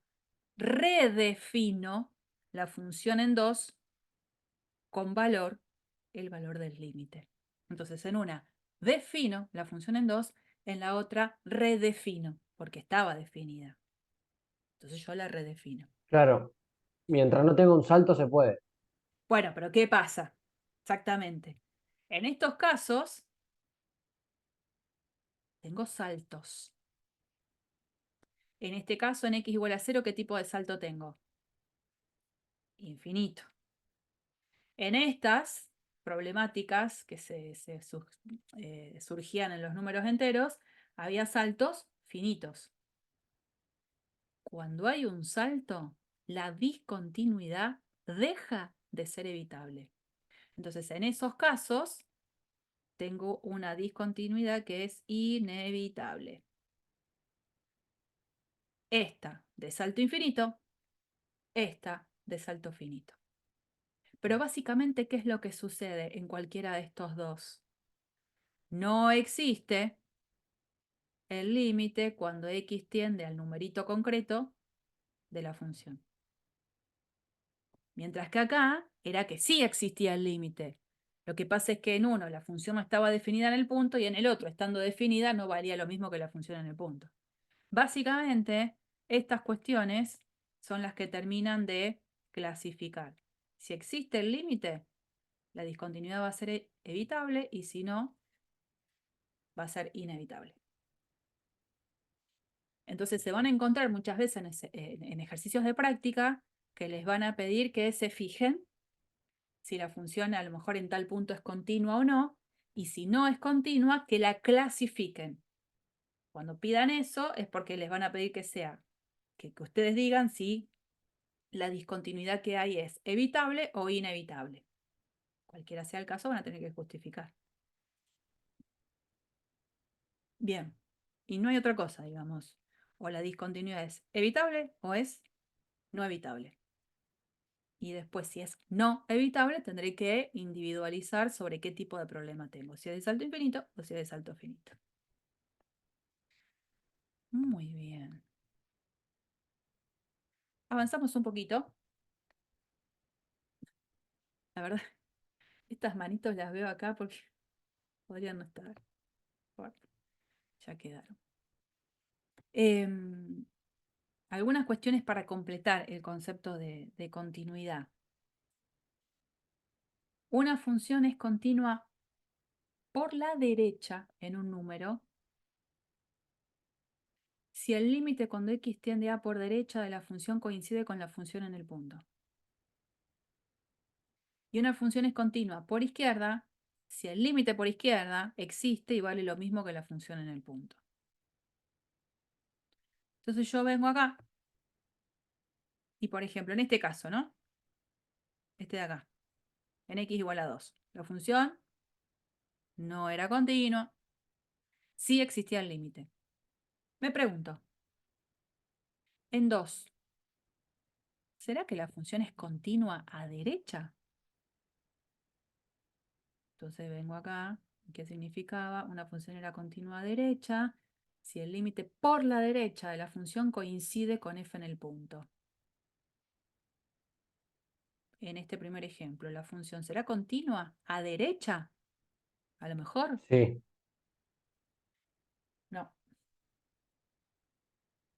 ¿Y por qué no? ¿Qué es lo que falla en esta definición?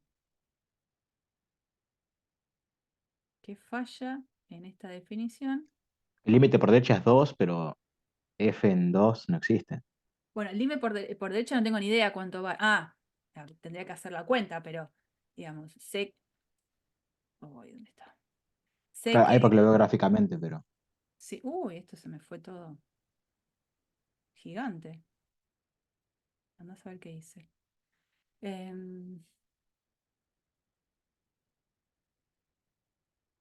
Estoy haciendo macanas, Lorena.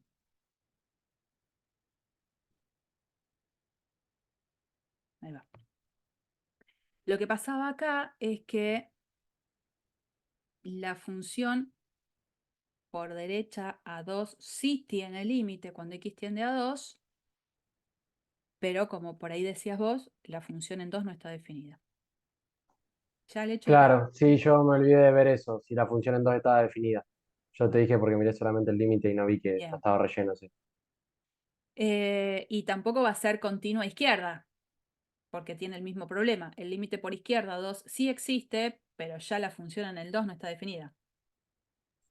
Entonces, Claro, otra vez el mismo problema. Bueno, esta función en 0 es continua a la derecha, es continua a la izquierda.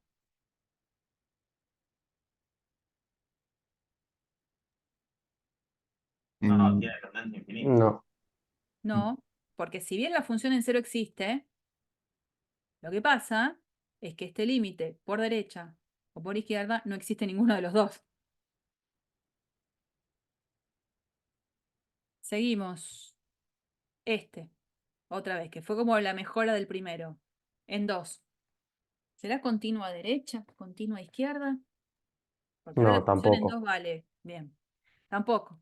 La función en 2 sí está definida, pero no vale lo mismo que el valor del límite, ni tanto por derecha ni por izquierda. ¿Y qué pasa acá en la función entero mayor?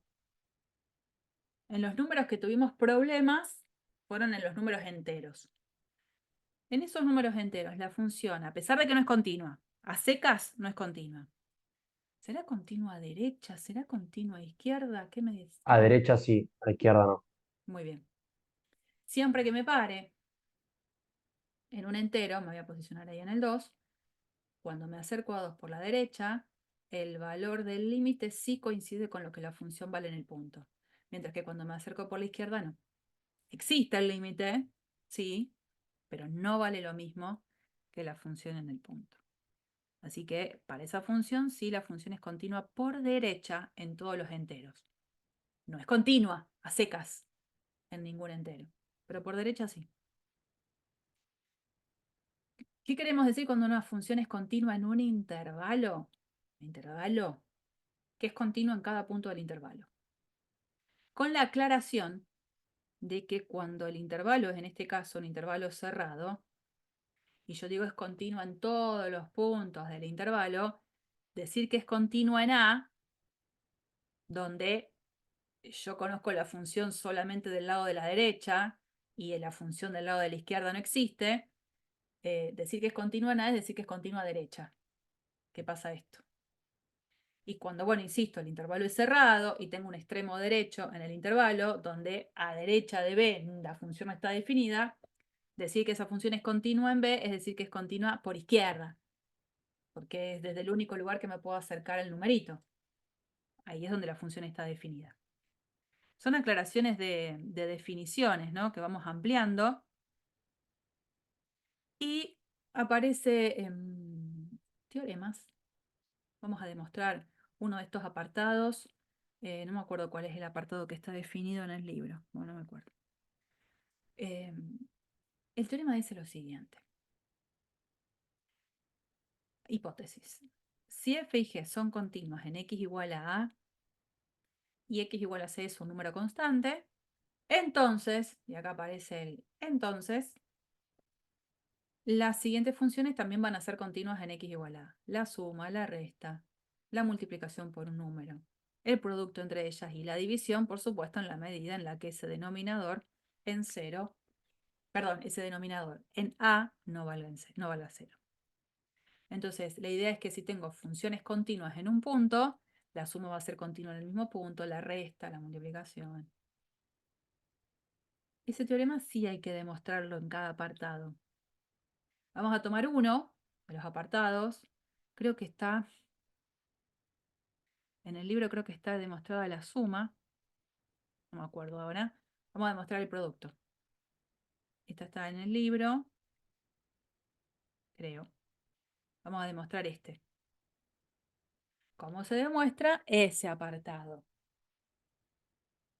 Demostración del apartado 4.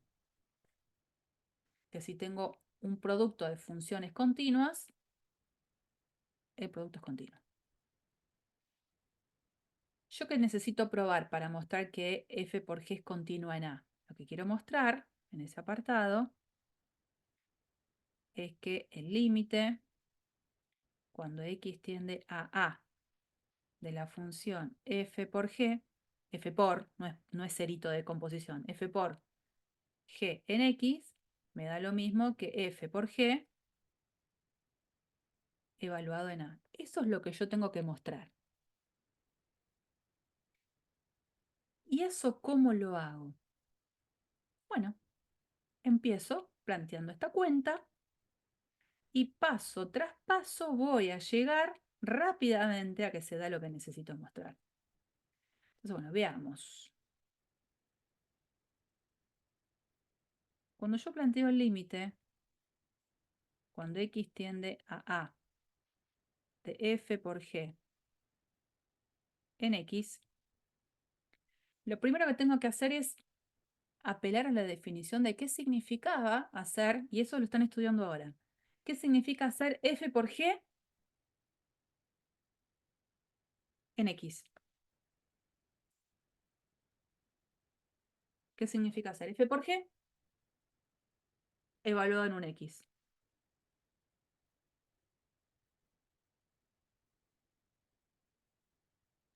Ahí. No sería f en x o nada que Sí, f en x por g. eso significa, ¿no? Entonces acá digo, si tengo que aclarar, por definición, esto es el límite cuando x tiende a A de f de x por g de x. O sea que f por g en un x, por definición, es f en x por g de x.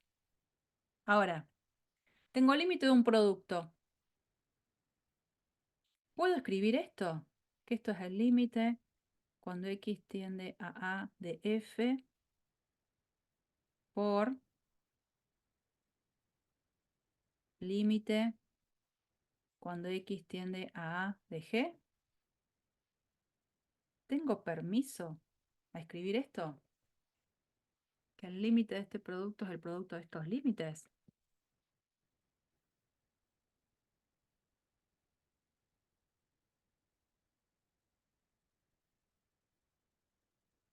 Bueno, me contesto yo, no hay problema. Sí tengo permiso. ¿Por qué? Porque el dato que tengo es que las funciones son continuas en x igual a A. Y si son continuas, significa que cuando yo hago el límite, cuando x tiende a A de f, ese límite existe y vale lo mismo que f en A. Y por otro lado sé que el límite cuando x tiende a A de g existe y vale lo mismo que g en A, por el hecho de que son continuas. Entonces el límite de un producto era igual al producto de los límites en la medida en que los límites existan. ¿Qué es lo que sucede acá? ¿No? Esto lo digo porque existen los límites planteados. Y bueno, siguiente paso. Límite cuando x tiende a de f y, por hipótesis, por ser la función continua, esto es f en A. Y límite cuando x tiende a de g, por hipótesis, porque sabemos que g es continua, coincide con g en A. Y bueno, por definición, otra vez, por la misma definición que había usado acá, f en A por g en A es lo mismo que hacer f por g evaluada en A. Entonces, bueno, me fijo de dónde partí. Partí desde acá, que es haber partido desde acá. ¿Y a dónde llegué? Acá, que era a donde yo quería llegar.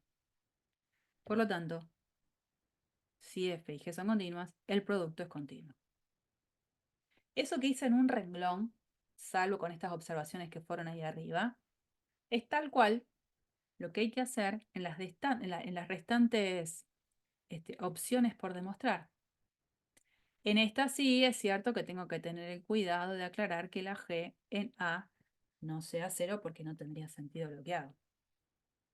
Pero bueno, yo les demostré el 4. Este está en el libro. Las restantes sí les quedan como ejercicio a ustedes, ¿eh? Las restantes demostraciones de los apartados que quedan, esos 3 que quedan, les quedan como ejercicio para ustedes en algún momento cuando vayan a estudiar esta cuestión de la teoría. No lo dejen pasar.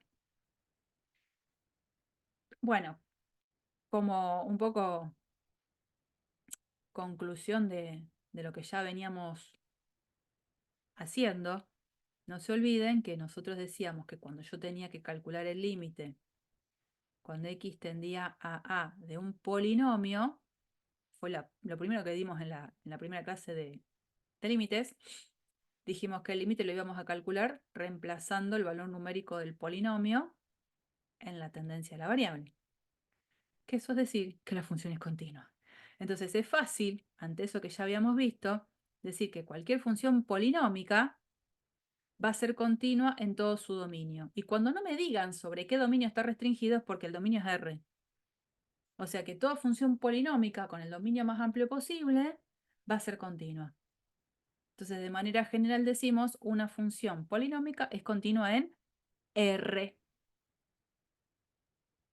Y un poco adaptando esto, ¿se acuerdan que dijimos que cuando yo tenía una función racional, límite cuando x tiende a de una división de polinomios, eso es una función racional, habíamos dicho es P en A sobre Q en A, por supuesto, en la medida que Q en A no de 0. Y bueno, entonces, ¿cómo lo digo a eso? Una función racional es continua en cualquier número A que verifique esta condición. Pero si verifica esta condición es porque el número A está en el dominio de la función racional. Entonces, lo que sí se dice es que una función racional es continua, y acá me atajo. No digo en R, digo es continua en su dominio. Entonces yo previamente calculé el dominio de la función racional, donde me saqué los problemas de que el denominador se anule, y una vez sacados esos problemas, la función va a ser continua en su dominio. No puedo decir en R, esa es la cuestión. No puedo decir en R, porque estaría diciendo algo que puede llegar a ser equivocado. Muy bien.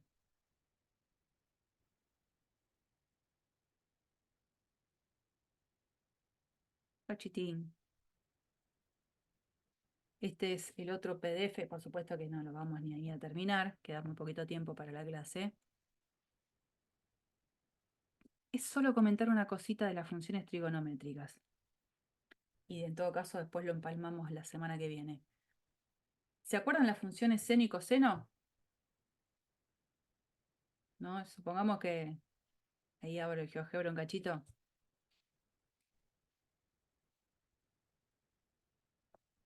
Tengo que hacer la gráfica de la función coseno. Coseno de X. Listo. Yo veo la gráfica. Voy a achicar un poquito. ¿Cuál sería el dominio de la función coseno?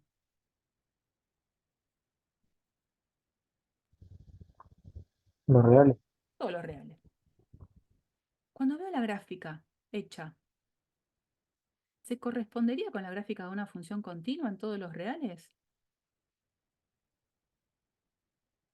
¿Qué me dicen? Mirando la gráfica nomás. Sí. Sí, porque no tenés que levantar el lápiz. Bueno, vamos a poder mostrar desde otro lugar, sin decirlo de esa manera, que la función coseno es continua. Lo mismo si la función que empleamos es la función seno. Veo la gráfica de la función seno y da la sensación que es recontra continua en todo su dominio. Dominio de la función seno es R. Bueno, vamos a tratar de buscar alguna justificación que pasa por este lado. Primero vamos a mostrar que tanto la función coseno como la función seno, las dos, son continuas en cero. En un ejercicio que después van a hacer ustedes en la práctica, van a poder demostrar que son continuas las dos en R, con un artilugio. Primero, vamos a ver una manera de demostrar que la función seno y coseno son continuas en cero. Miren qué sencillo que sería esta cuestión. Cuando yo trabajo con una circunferencia trigonométrica, que es una circunferencia de radio 1, trazo este segmento, así en rosa, y ese segmento forma con el eje X, un ángulo que acá lo estamos llamando X, también al ángulo. Entonces este punto, por estar sobre esa circunferencia trigonométrica, donde el radio es 1, tiene coordenadas, primera coordenada coseno, segunda coordenada seno. Y supongamos que esta amplitud de ángulo es un ángulo que lo voy a hacer tender a 0. Es decir que este segmentito se va a ir inclinando cada vez más. Me voy a ir moviendo así. Cada vez más. Cuando X tiende a 0, cuando ese ángulo tiende a 0, este puntito se está corriendo. Se está corriendo. Hasta que ese puntito P tiende a posicionarse en el punto que ustedes ven acá de coordenadas 1, 0. Entonces, yo podría escribir la conclusión de una manera conveniente para mí. Lo que estoy diciendo es que si este punto P tiende a este punto de coordenadas 1, 0 cuando X tiende a 0 es porque primera coordenada de P tiende a primera coordenada de este punto y segunda coordenada de P tiende a la segunda coordenada de este punto. Y eso lo dejo plasmado. Digo, límite cuando X tiende a 0 de la primera coordenada de P es 1. Pero el 1 se puede disfrazar como coseno de 0. ¿Coseno de 0 de dónde es este 0? De la tendencia de la variable. Y de la misma manera, cuando X tiende a 0, la segunda coordenada del punto tiende a el número 0, que lo puedo disfrazar como el coseno de 0. El seno de 0. Si yo miro esto igual a esto, límite cuando X tiende a 0 de coseno de X igual a coseno de X, como que esto no lo miro, lo esquivo, no es que está mal, no es que lo tacho, lo esquivo. Lo que estoy diciendo en esta igualdad es que la función coseno es continua en 0. Y de la misma manera, límite cuando X tiende a 0 de seno de X, esto esquivo mirarlo por ahora, veo que es igual a esto, lo que estoy diciendo es que la función seno también es continua en 0. Con este artilugio simple, entonces se puede mostrar que esas dos funciones trigonométricas son continuas en 0.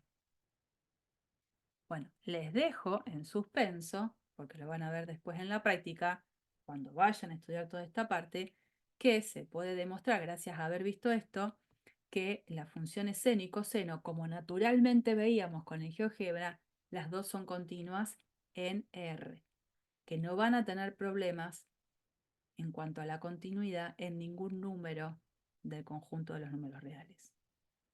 ¿Mm? Y con esto sí termino. Esto es solo una observación que es bastante simple, no se hace demostración de esto. No sé, teorema, si quieren lo podemos llamar así, pero que es sin demostración. Si f es una función continua, que es la que está dibujada acá en azul, continua, e inyectiva, para que admita inversa, entonces su inversa también es continua. Si la función original f es continua e inyectiva, su inversa también es continua. ¿Cómo podría convencerme un poco de eso? Sin justificaciones estrictas. Digo, ¿por qué tiene sentido que la inversa también sea continua si la función original era continua? Al menos desde la vista gráfica.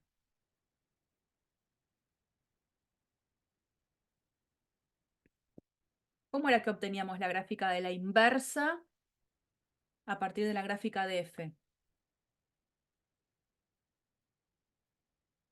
Vamos que esto lo hacen el jueves. ¿Cómo se obtiene la gráfica de la inversa a partir de la gráfica de la función f original? Reflejándolo en la f de x igual a x. Si yo tenía la gráfica de la función original, podía reflejar la gráfica de f respecto de la recta y igual a x y obtengo la gráfica de la inversa. Entonces, si la gráfica de f no tuvo ningún salto, no lo va a tener su reflejo respecto a la recta igual a x. O sea que desde ese lugar es como que uno dice, y sí, tiene sentido. Si f a la menos 1 no es continua en algún punto, es porque la función original no ha tenido que ser continua. Porque si no, ¿de dónde salta?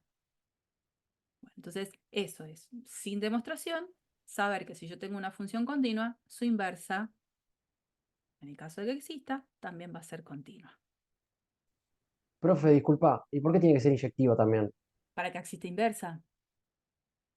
Ah, claro, sí, disculpa. Porque una cosa es trabajar, sí, a veces uno se pierde con eso. Una cosa es trabajar ahora con continuidad, que es el concepto fuerte, pero para hablar de inversa le tengo que pedir que sea inyectiva también. Claro, sí, se me mezcla, Y se no me voy a mezcló. concluir que f a la menos 1 es inyectiva porque sí, va a tener que ser inyectiva, porque una es la inversa de la otra. ¿Mm? Pero bien, la Claro, sí, pregunta sí, gracias. corresponde. Está. Bueno, muy